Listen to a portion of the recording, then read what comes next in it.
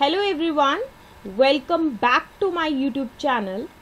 आज हम डिस्कस करने वाले हैं NBHM 2010 के पेपर को, और जो सेक्शन है जिसको हम डील करेंगे वो है complex analysis. Also this is the part 2 of our previous video. So let's start the video.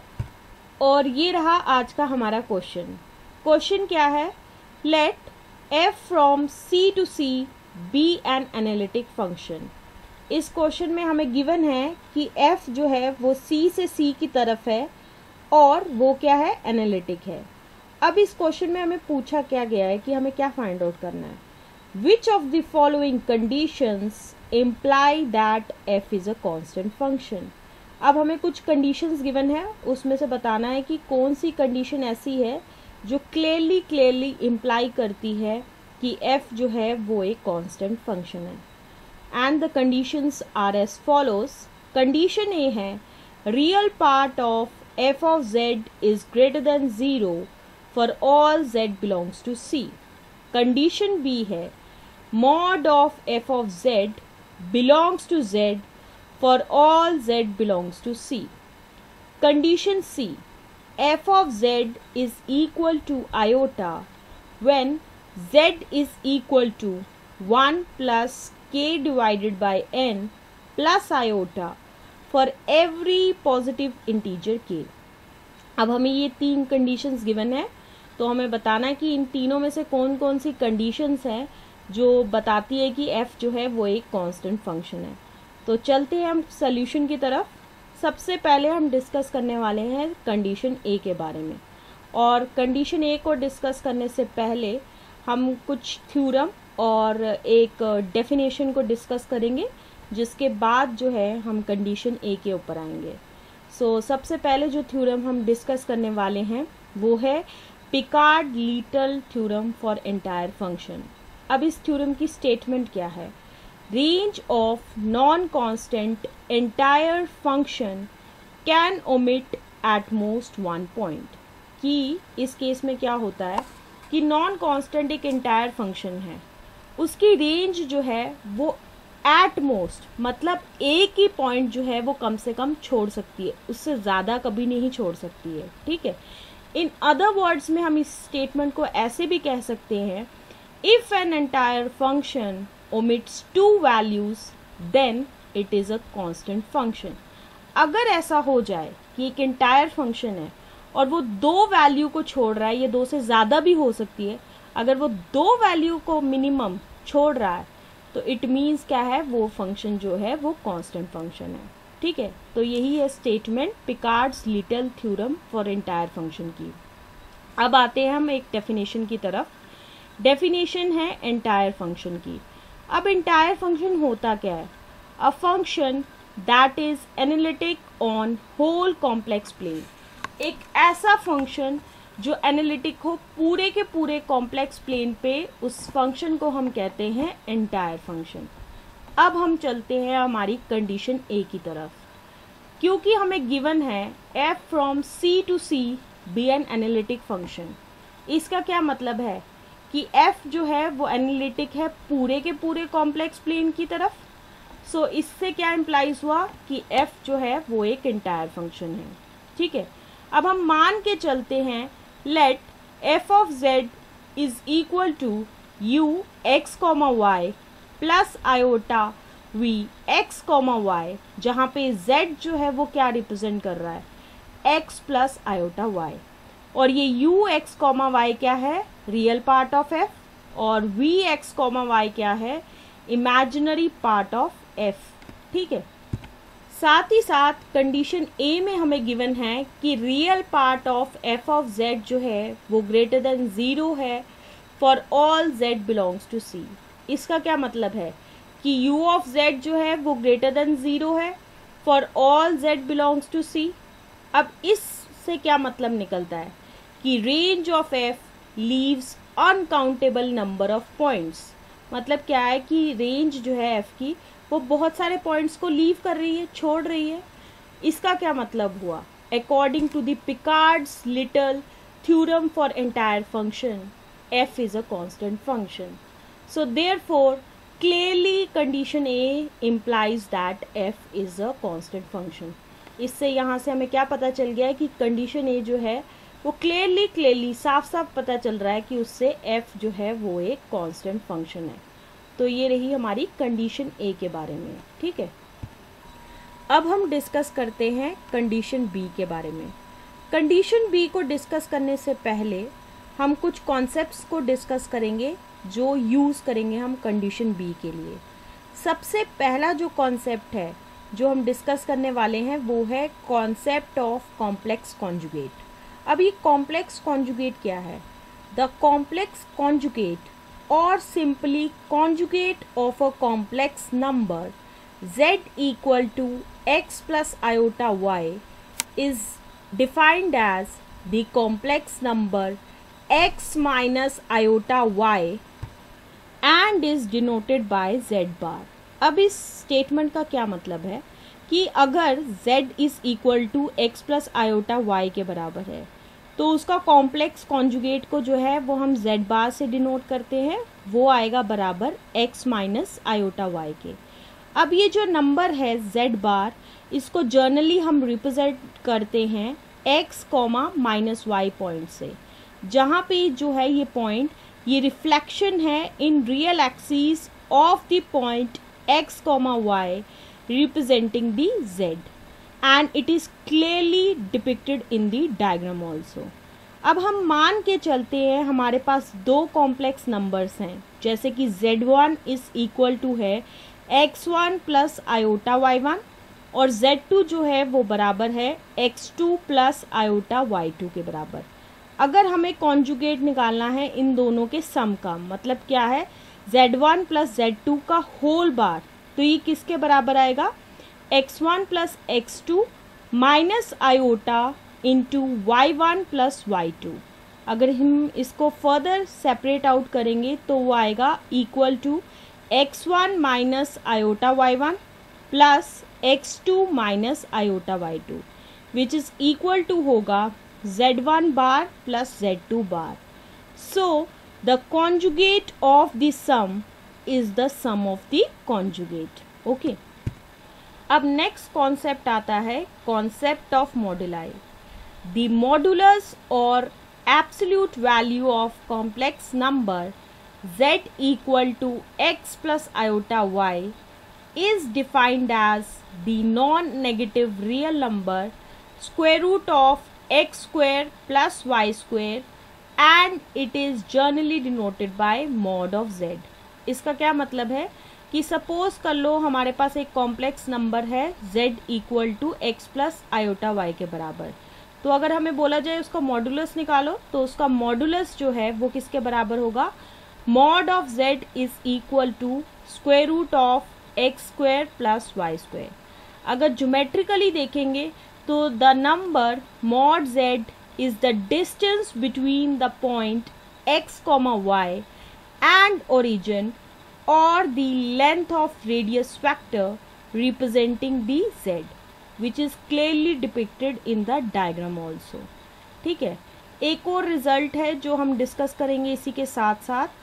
if a function f is continuous at point z equal to z naught then mod of f is also continuous at z equal to z naught। इसका क्या मतलब है कि अगर f जो है वो continuous है किसी point z equal to z naught पे, तो मॉड ऑफ f भी जो होगा वो भी कॉन्टिन्यूस होगा उसी point z equal to z naught पे। अब नेक्स्ट जो हम डिस्कस करने वाले हैं वो है definition of analytic function. A complex function f of z is said to be analytic at point z equal to z naught if f is differentiable at each point of some neighborhood of z equal to z naught। इसको other words में हम ऐसे भी लिख सकते हैं कि एक ऐसा नंबर हमें मिलेगा r greater than 0 such that क्या होगा कि f डिफरेंशियबल होगा इन b z not comma r में। अब ये b z not comma r का क्या मतलब है, ये एक बॉल है जिसका सेंटर जो है वो z नॉट है एंड रेडियस जो है वो r के बराबर है। अब है नोट, ठीक है। नंबर 1 पॉइंट है f इज एनालिटिक, क्या इम्प्लाई करेगा कि f जो है वो डिफरेंशिएबल है अनकाउंटेबल नंबर ऑफ पॉइंट्स पे। Point number 2, if f is differentiable at point z equal to z0, then f is continuous at point z equal to z0। अगर f जो है वो डिफरेंशिएबल है किसी point z equal to z0 पे, तो ये फर्दर यही इम्प्लाई करेगा कि f जो होगा वो कॉन्टिन्यूस होगा उसी same point z equal to z0 पे। थर्ड पॉइंट है if f and g are analytic in d, तो जो कोशेंट फंक्शन है f डिवाइडेड बाय g वो भी एनालिटिक होगा d पे, प्रोवाइडेड क्या हो कि g जो है वो कभी भी वैनिश नहीं करेगा। ठीक है। नेक्स्ट डेफिनेशन जो है वो हम डिस्कस करने वाले हैं एंटायर फंक्शन के बारे में। A function f that is analytic in the whole complex plane is said to be entire function. एक ऐसा फंक्शन जो एनालिटिक हो पूरे के पूरे कॉम्प्लेक्स प्लेन पे, उसे हम कहते हैं एंटायर फंक्शन। ठीक है। हम डिस्कस करने वाले हैं एक रिजल्ट को जो हम यूज करेंगे कंडीशन बी के लिए। रिजल्ट क्या है? Let f be an analytic function defined on a domain d, जहाँ पे f जो है वो किसके बराबर है? u प्लस आयोटा v के बराबर है। नंबर 1 पॉइंट क्या है? अगर u इक्वल टू 0 के बराबर होगा तो क्या होगा? f जो होगा वो कांस्टेंट होगा। पॉइंट नंबर 2 है if v is equal to 0, मतलब इमेजिनरी पार्ट जो है अगर इक्वल टू 0 के बराबर है तब भी f जो होगा वो कांस्टेंट होगा। थर्ड पॉइंट है if f bar is analytic, तब भी जो होगा वो f क्या होगा? कांस्टेंट होगा। ठीक है। अब हम आते हैं कंडीशन बी की तरफ। कंडीशन बी में हमें गिवन है mod of f of z belongs to z for all z belongs to c। ठीक है। क्योंकि f from c to c जो है वो एंटायर फंक्शन है, इसका क्या मतलब होगा कि f जो है c से c की तरफ वो होगा कॉन्टिन्यूस, और ये फर्दर इम्प्लाई करेगा कि mod of f from c to c क्या होगा? वो भी कॉन्टिन्यूस होगा, जहाँ पे मॉड ऑफ f क्या रिप्रेजेंट कर रहा है? Modulus of the function f। अब क्योंकि c जो है वो कनेक्टेड है और मॉड ऑफ f जो है वो बिलोंग टू z कर रहा है, क्योंकि ये हमें गिवन है, सो इससे क्या होगा? मॉड ऑफ f जो होगा वो कांस्टेंट होगा, क्योंकि f जो है वो कॉन्टिन्यूस है। अब हम मान के चलते हैं f ऑफ z जो है वो u प्लस आयोटा v के बराबर है, जहाँ पे u जो है वो रियल पार्ट ऑफ f है और v जो है वो इमेजिनरी पार्ट ऑफ f है। सो यहाँ से हम मॉडुलस निकाल लेंगे f का, वो किसके बराबर होगा? Mod of f is equal to square root of u square plus v square. क्योंकि हमने अभी प्रूफ कर दिया है कि मॉड ऑफ f जो है वो कांस्टेंट है, so now mod of f is constant which is equal to c, हम मान के चलते हैं वो c के बराबर है, which further implies that square root of u square plus v square is equal to c के बराबर होगा। अब हम क्या करेंगे? स्क्वेयरिंग बोथ साइड्स करेंगे, जिससे क्या मिलेगा? u square plus v square is equal to c square के बराबर है। अब इसको भी हम फर्दर मान लेते हैं ये k के बराबर होगा।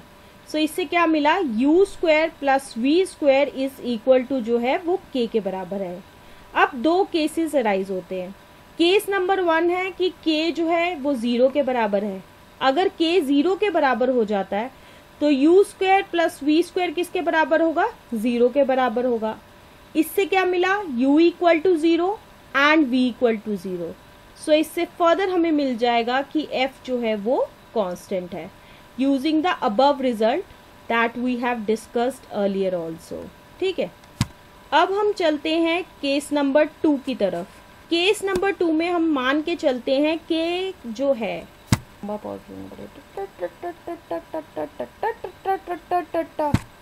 अब हम चलते हैं केस 2 की तरफ। केस 2 में हम मान के चलेंगे कि k जो है वो 0 के बराबर नहीं होगा। इसका क्या मतलब है कि u square plus v square जो है वो इक्वल टू k के बराबर है and it is not equal to 0 के बराबर है, which further implies that u plus iota v into u minus iota v is equal to k के बराबर है। which further implies that u minus iota v is equal to k divided by u plus iota v. अब इसमें क्या है, u plus iota v किसके बराबर है, f के बराबर है. So which further implies that f bar is equal to k divided by f. क्योंकि k भी एनालिटिक है और f भी एनालिटिक है, सो इससे क्या मिल जाएगा हमें, f बार भी जो है वो भी एनालिटिक है. सो इससे फर्दर हमें मिल जाएगा कि f जो है वो कांस्टेंट है.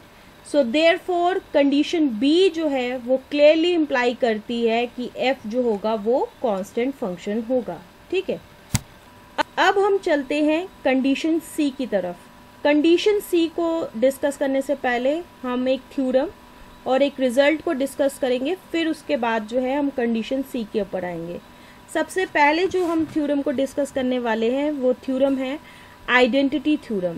स्टेटमेंट है इसकी, अगर f जो है वो एक एनालिटिक फंक्शन है किसी डोमेन D में और S जो है वो रिप्रेजेंट कर रहा है वो सेट जो सभी जीरोस को कंटेन कर रहा है इन D में. ठीक है, अगर हम मान के चलते हैं, अगर ऐसा हो जाता है कि S डैश इंटरसेक्शन D जो है वो नॉट इक्वल टू 5 के बराबर आती है, तो हम ये कह सकते हैं कि f जो है वो आइडेंटिकली इक्वल टू 0 के बराबर होगा. अब हम रिजल्ट को डिस्कस करेंगे. नंबर 1 पॉइंट है, कांस्टेंट फंक्शन जो होगा वो हमेशा एनालिटिक फंक्शन होता है.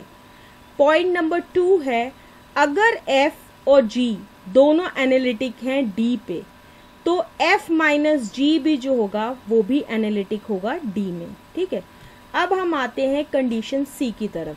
कंडीशन c में हमें गिवन है f of z is equal to iota के बराबर है for all z equal to 1 plus k divided by n plus iota, और for every positive integer k.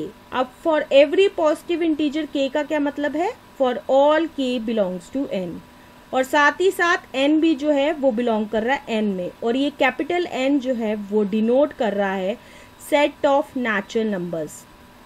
अब हम मान के चलते हैं h of z is equal to है f of z minus iota के बराबर. ठीक है, f ऑफ z भी एनालिटिक है क्योंकि ये हमें गिवन है, और आयोटा भी जो है वो भी एनालिटिक होता है. सो इससे क्या होगा कि h ऑफ z जो है वो एनालिटिक है c पे. अब हम मान के चलते हैं s इक्वल टू जो है वो बराबर है 1 plus k divided by n plus iota, जहाँ पे n जो है वो बिलोंग कर रहा है n के अंदर और k भी जो है वो भी n में कर रहा है. और ये कौन सा सेट है, वो सारे जीरोस है इसके अंदर h के. कैसे, क्योंकि h of 1 plus k divided by n plus iota किसके बराबर आएगा, f of 1 plus k divided by n plus iota minus iota.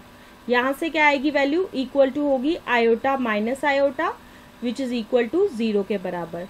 तो इसीलिए जो है s डिनोट कर रहा है set of all the zeros of h in c.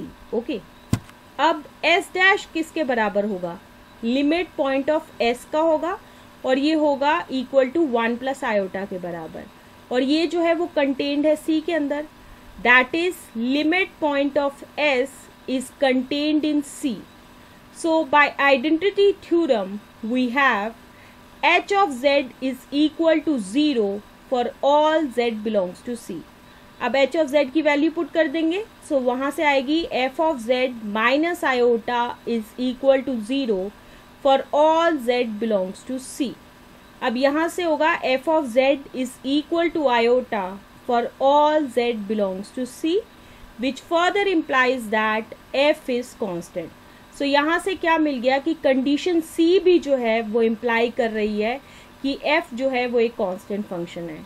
So therefore conditions a, b and c implies that f is constant. So इसीलिए इस question का आंसर जो होगा वो होगा a, b and c.